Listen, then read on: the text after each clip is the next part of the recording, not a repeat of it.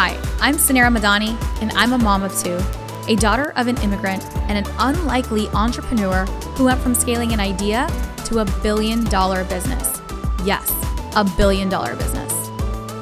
Along the way, I learned that less than 2% of female founders ever hit 1 million in revenue, and I became obsessed on a mission to change that.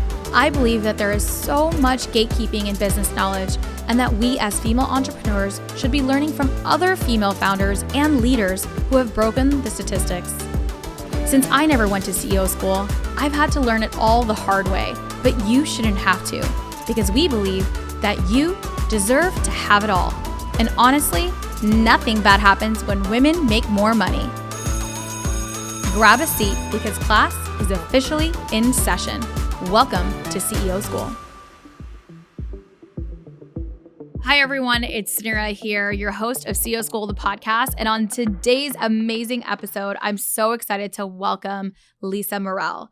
Lisa is a recognized advisor to family entrepreneurs and the founder of the Family Business Blueprint, an online program for NextGen leaders of families in business facing their first generational transitions. She has guided hundreds of family business leaders in laying a framework for avoiding conflicts and strategically growing family enterprises. And you all know how much this means to me as I have a family business. So this is going to be such an incredible episode. Lisa works with multi-generational families across 10 different countries and is the first Latin American expert to join the prestigious Family Business Consulting Group. She believes in supporting women as catalyzers of change within their family businesses and advocates for NextGen-led intrapreneurship. She is the youngest board member of the Family Firm Institute, the leading global organization of thought leaders in this specific field. Lisa is an immigrant, a mom of two, and a second-generation member.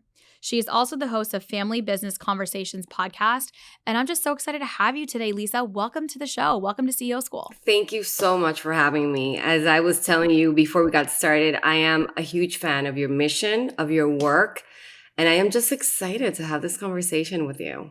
Me too. And as we were talking earlier, right before the show, I mean, this topic is so important to me because I have a family business, and I've never been, people always ask us like so much about how my brother and I work together, what are the dynamics of it, and we're all great and fine, but we always talk about that we're going to be great, but our biggest concern is like the things that we don't control, which would be like our children and how they get along, and then their children. And as you think about businesses, and as you think about like building a business that lasts, which is something that's so important that I teach at CEO School, right? It's not just about building a small business. We want to build scalable, large businesses that are exitable, right? Or that can be passed down from generation to generation.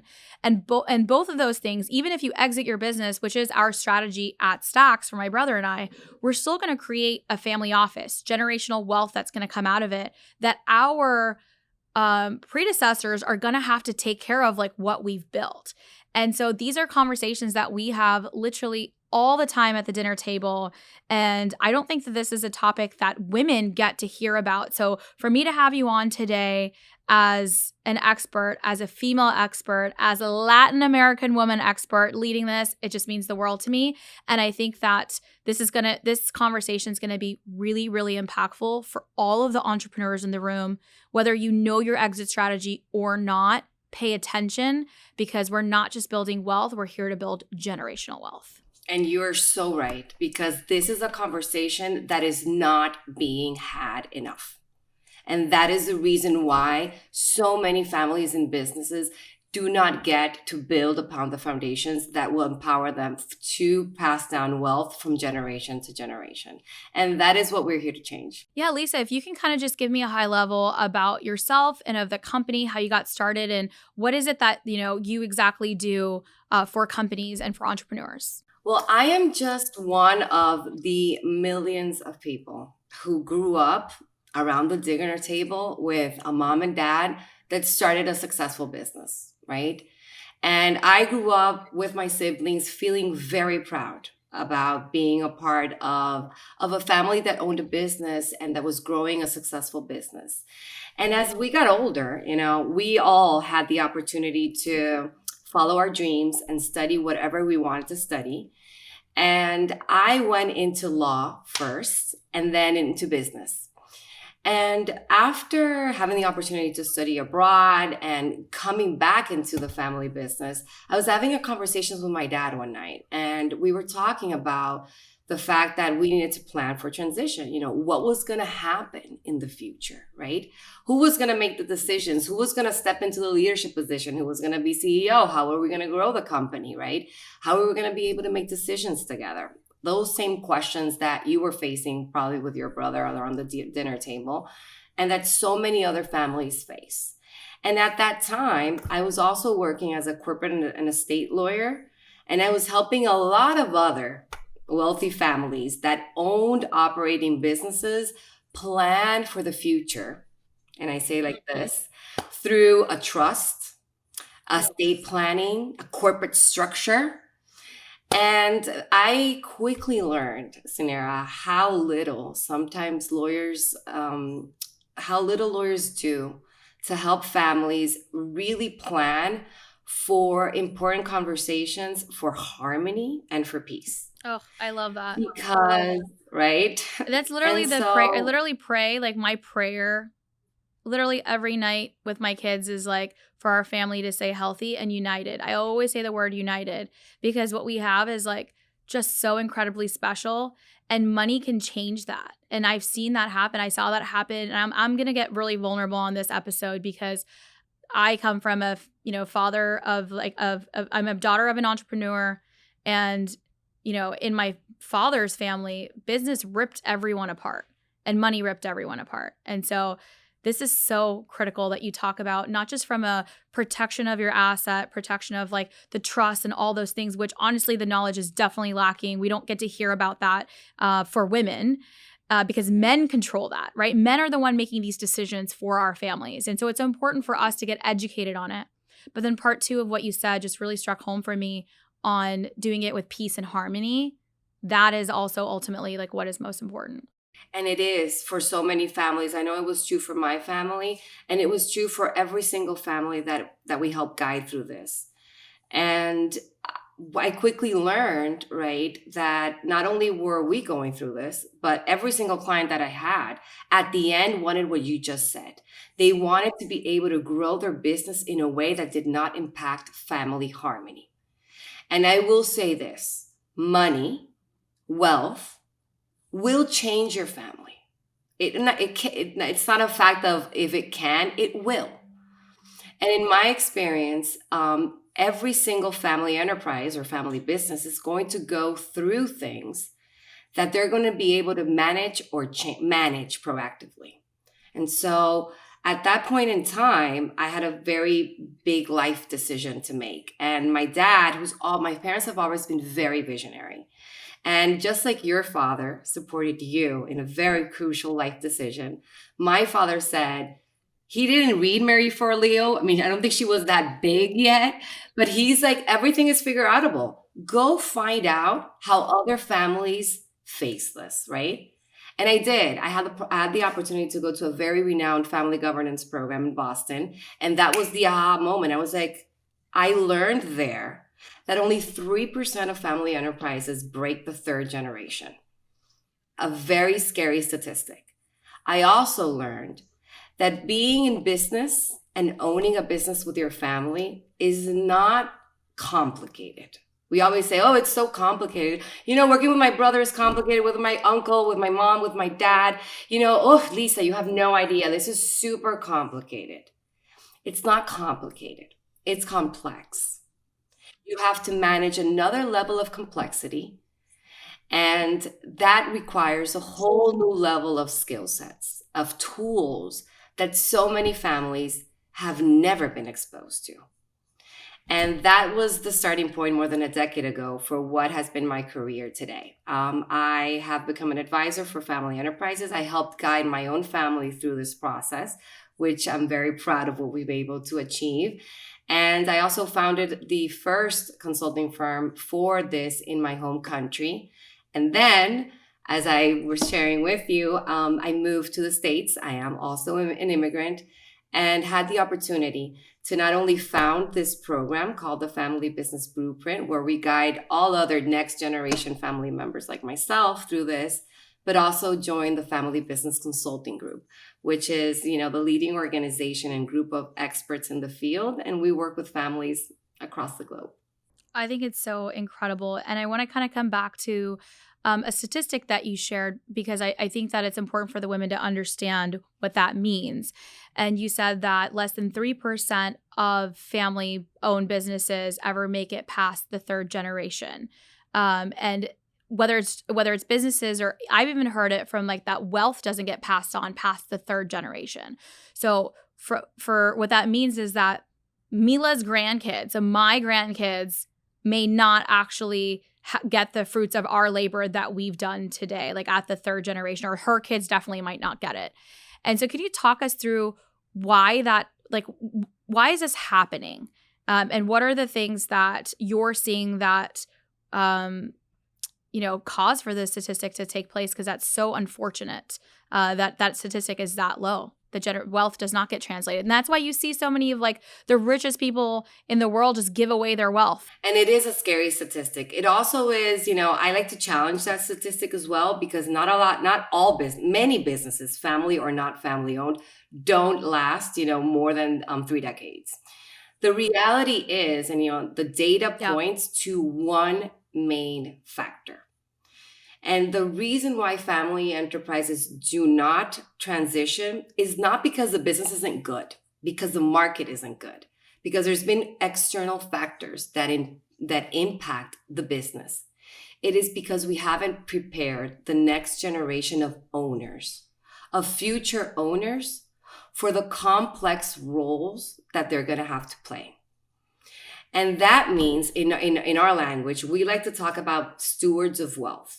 We like to talk about that next generation that is heard, that is seen, and that is prepared, right?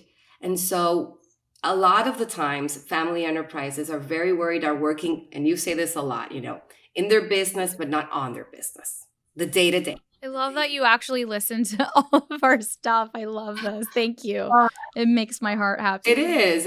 I mean, there's so many things as an entrepreneur and as a part of a business that really resonates. I mean, it's important that so many entrepreneurs and so many next-gen entrepreneurs, and we'll talk about that, get to have these tools. It's important to be working on your business, but you need to be able to be strategic about it and focus on the things that are going to allow you to be able to plan for continuity. And better than anyone that when you plan for things, they turn out to be better, right? And so it's all about planning, and it's all about communication within the family. So why is this important? Because I'm sure, our listeners might say, Suneera, you've built this business, and so this makes sense why you're having this conversation with Lisa today. Why is this important for the women entrepreneurs that are listening today to start thinking about those conversations now? What would you say to those women who are just getting started, who haven't even made it in their business yet? What are you going to say to them? A couple of things. The first thing is that, the skills that you're going to need to grow a business, and I love speaking to and working with women founders and entrepreneurs and wealth creators, because women have a particular superpower that they don't tap into as much. And we call them the CEOs, and that's short for, in our language, for the Chief Emotional Officers. Being able to be successful at growing a family enterprise, and if you are growing a business for the safety and the security and the continuity of your family, and I have not met a lot of female founders that's not one of their BHAGs. The reason why that's there is because I want to be able to provide for my family. Then that means that you're going to be able to tap into a particular skill set, which is emotional intelligence.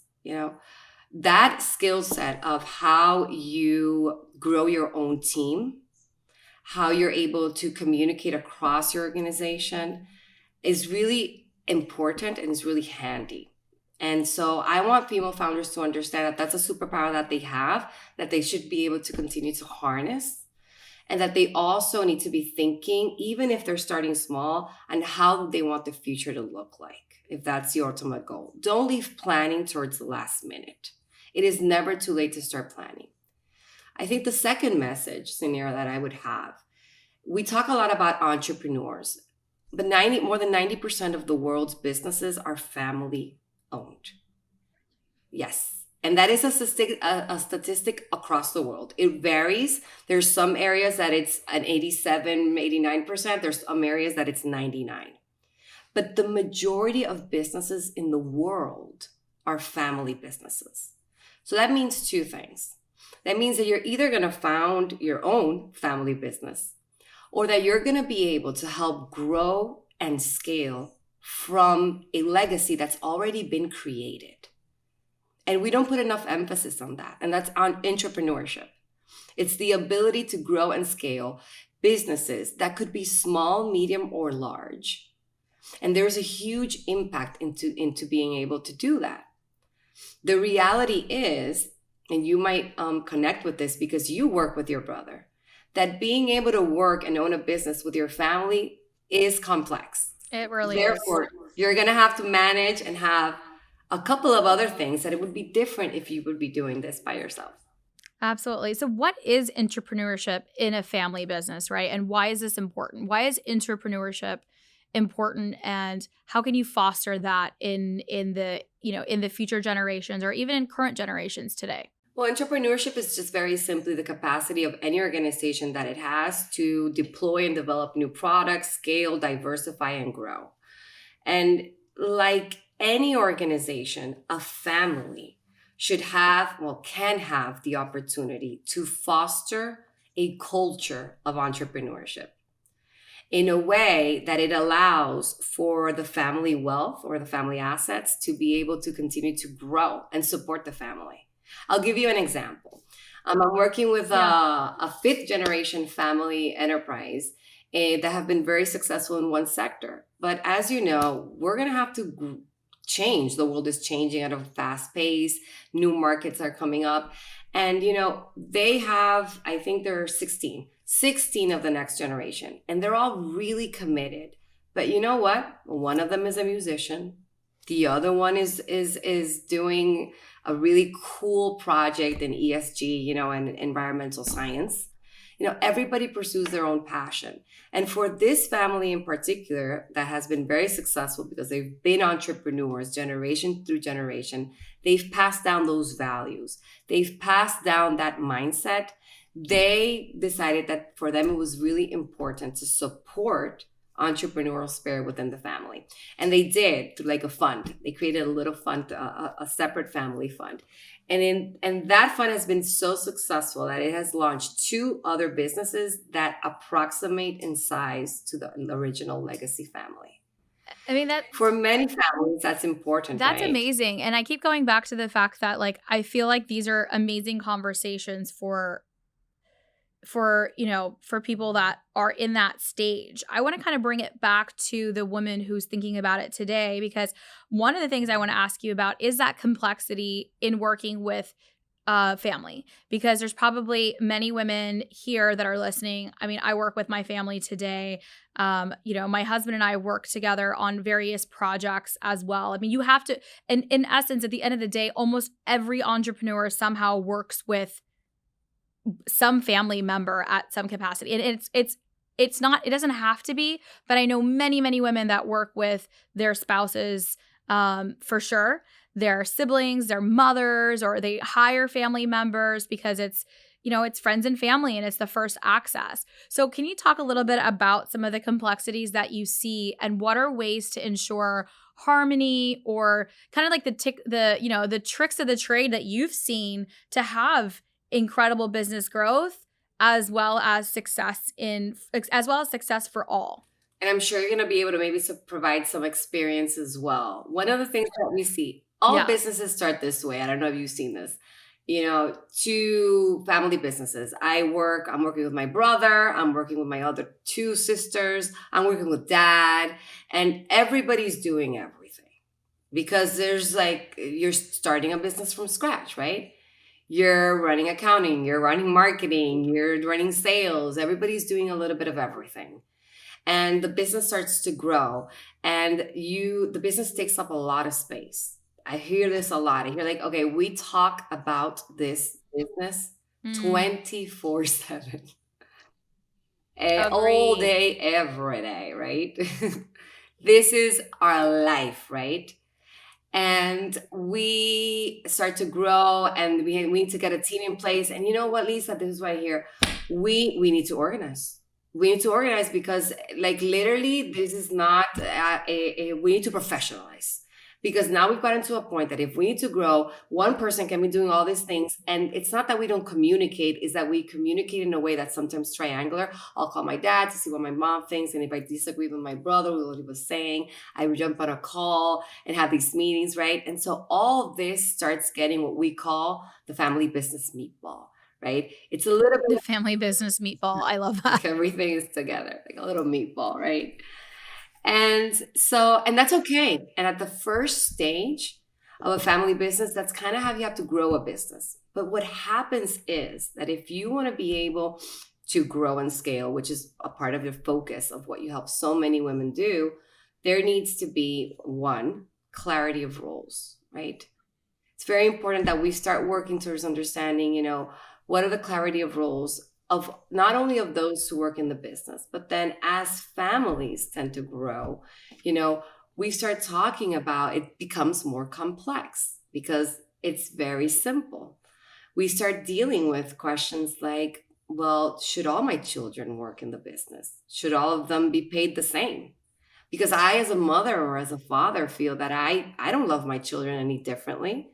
Therefore, should all of them, should they be included in the business? Should they not? Right? And you're going to be starting to, face questions around that are going to make things a little bit more complex. And so, and for those women that are starting out, I would say the first thing that you can do if you're going to start a family business, and maybe you can speak a little bit about your experience, is one, foster very good relationships and communications with your family members, understanding that you are being a family and a business at one together. And we call the three circle model family, business, and ownership. There's three different rooms, and we need to talk about three different things at the same time. Two, have clarity of the role that you are undertaking at that particular moment in time. When are you showing up as a family member? When are you showing up as a collaborator in a business? And when are you showing up as an owner? Those are three different discussions, right? And the third that I would say is make sure you make time for all three. For all three. Because if not, you're going to run into that wall that sometimes we run into as founders and as businesswomen, where this business takes up a lot of space and it hurts your family in a way, right? And that's something that we always want to avoid. I love this. I love that you called it the family meatball because I fully agree with this meatball. Everything's together. And some of the lessons that I've learned in working with family, and I think my brother and I were really lucky in a way that we actually got to see some really awful things take place in on my father's side of working with family. So it never worked out for him.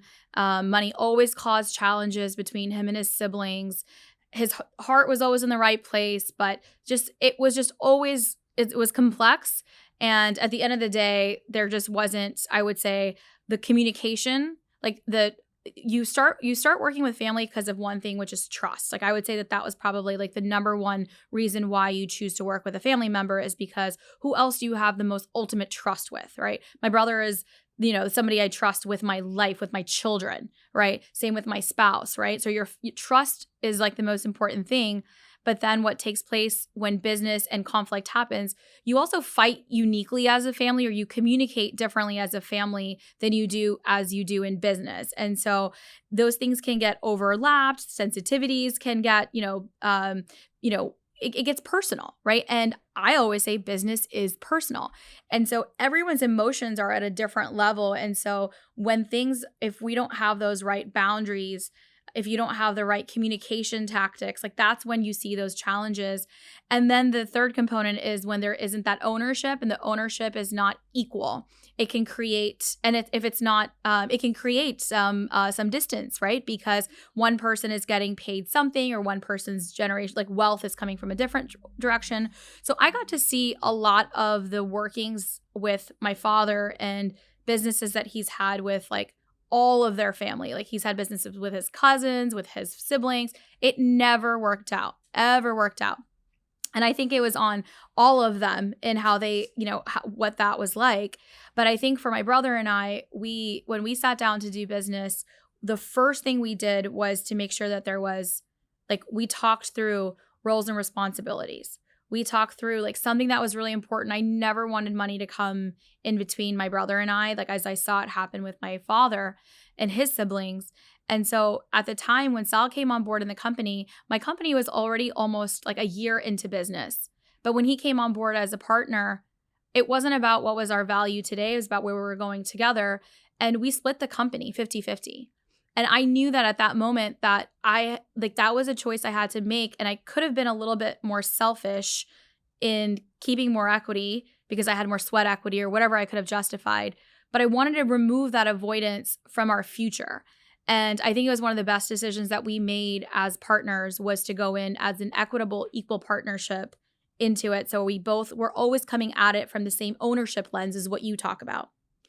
And then lastly, I would say is that we actually from the beginning got a organizational psychologist to work with. So almost like your business therapist. We actually have my brother and I like go to like couples therapy for business, okay, where we can, make sure that, we can communicate effectively. We get the tools for effective communication.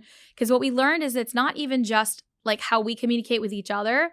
Like the way I communicate with your sibling is like worse than like, I can't talk to like the one person, like I talk to Sal in a very different way than I'll ever talk to Faisal, right? Like your sibling is your sibling. You fight super quick, you make up super quick. Like it's so different.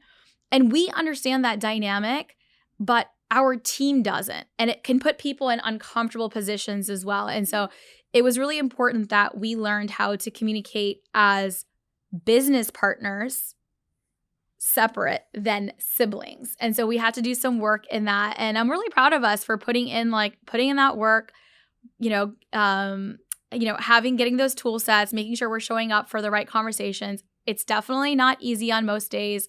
The person that like makes me feel the best is my brother, and the one that makes me feel worse on a business day is also my brother, because it's just the heart that I carry with it. But I would say that some of those things of like working on communication, setting the right, even those boundaries of like, we're not going to talk about work when we're at family dinner and we're with our mom and everybody else, we got to turn it off and we got to be siblings. Like, so there's that moment to be siblings, there's family, there's moment to be business partners, and then there's moments to be owners. So I love that you kind of put that together. It's a lot easier said than done. But it's always a top priority for us. And the process is the product. Like anything Yeah. in life, it really is about, I hear a lot of families that I work with multi-generational families, right? So my heart is in helping many founders in that first transitions, right? Especially first to second generation. But I have had the opportunity, I work with many multi-generational families, sometimes 225 shareholders, fifth generation. Can you imagine the complexity? Wow. What you just highlighted today is the basis of it.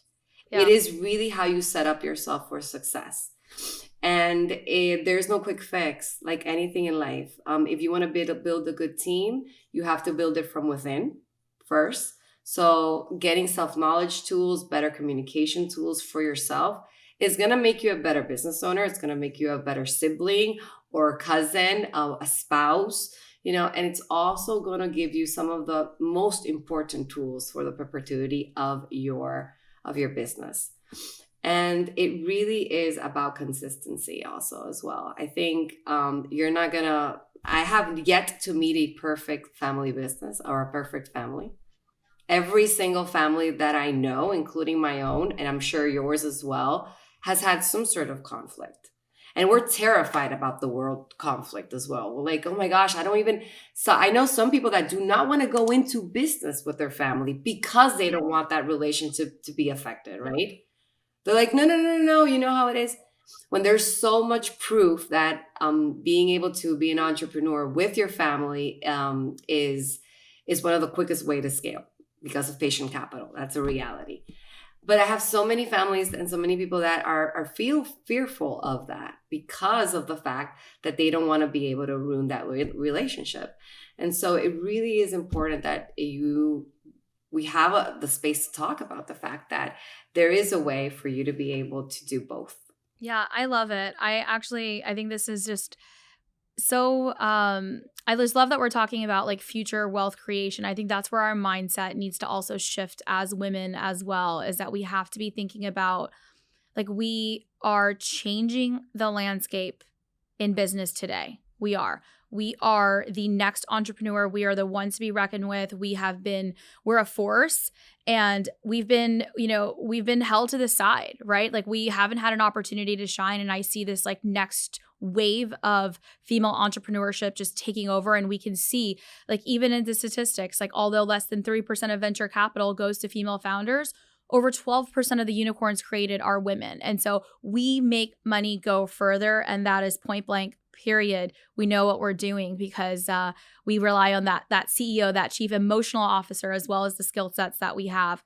But there is this, like, what I'm excited about is I didn't know any of this really existed. I went to my first private equity retreat when we got our like Series B funding at that time. And I went to like an all men portfolio company get together. I was the only female CEO, and they brought in a wealth advisor to talk about like transferring of shares now and how to create trust earlier out of your business. And like these were the first conversations I had, and I hadn't even really built a big business. Like we had just a couple million in recurring revenue, but we were nowhere near an exit in sight.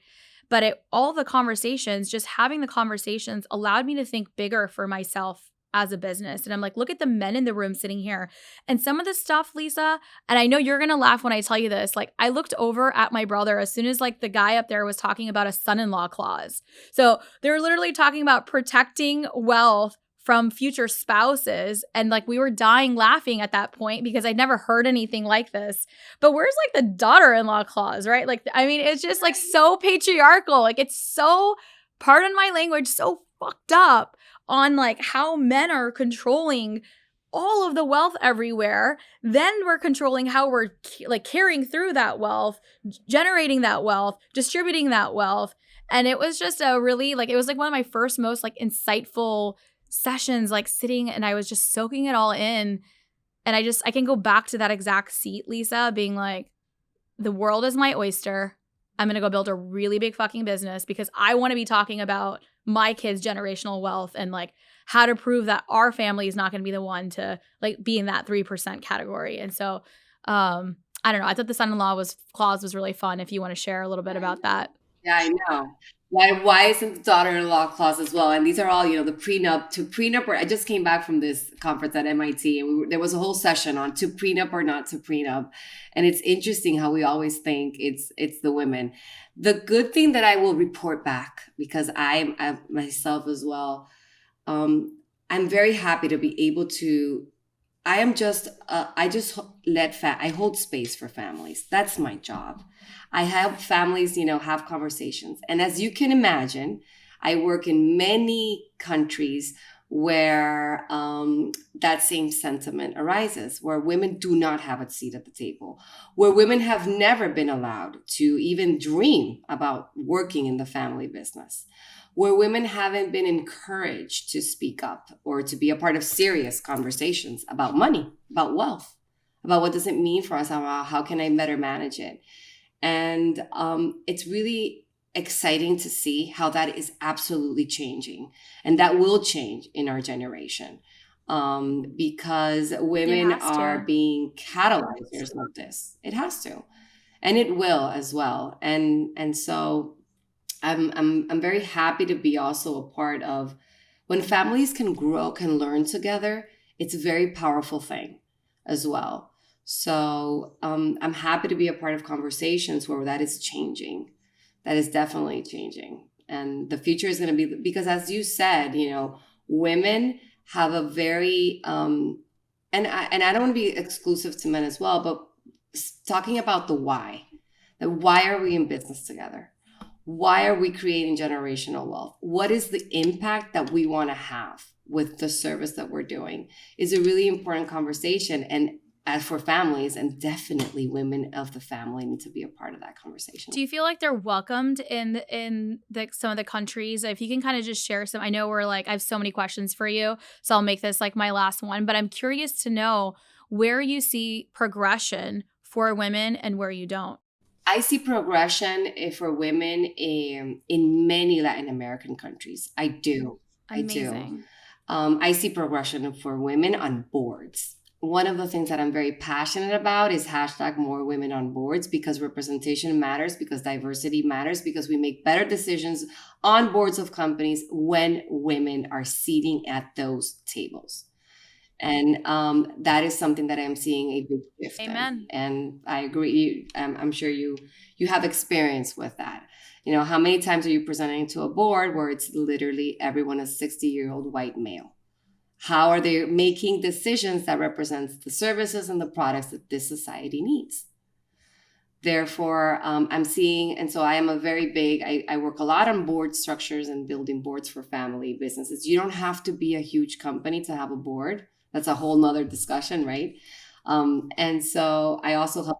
Maybe we should have you back on for that, because I think that's like a very important discussion to talk about, and how creating board structure. Maybe we can have you back for like a wind down Wednesday on that topic, because I'd love to have that discussion with you. Yeah, I would love to as well. So those are two areas where I can definitely see progress, and I'm excited to be a part of it. I'm excited to be a part of this generation that is leading that change as well. Lisa, thank you so much for your time today. How do we get in touch with you? How do we support you? What do you need from us? Oh, I am just happy to be a part of this conversation. If anything that we talked about today resonates with you or your family business, you can go to thefbcg.com, and we have the largest free online library of resources to help you grow and scale your family business in harmony. Also, sign up to the newsletter, because we are excited to announce that next year we will be relaunching the Family Business Blueprint, which was sold out last year, and we will be taking a lot of leaders, NextGen leaders, through this online program. So make sure you sign up to the newsletter and you'll receive information. Amazing. I see you are on Instagram at Lisa Morel, and we'll be linking everything in the show notes for all of you. Thank you, Lisa, for doing your part in creating a more harmonious, beautiful world for entrepreneurs. This was such a special episode. I hope you women learned something today, and hopefully it inspired you to create a business that can be passed on from generation to generation, a legacy, not just a business, and how to keep it in harmony and in unity, and to grow that generational wealth.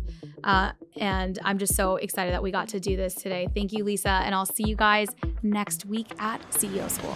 Thank you for tuning into today's show. If you loved it, leave us a review. We are so proud to bring you authentic conversations, game changer expert guests, and valuable content on and offline. The best compliment you can give us is by screenshotting today's show and tagging us on Instagram at CEO School and at Suneera Madani. We are obsessed with swag, so don't be surprised if we want to send you some. Thanks for tuning into class today, and remember, nothing bad happens when women make more money.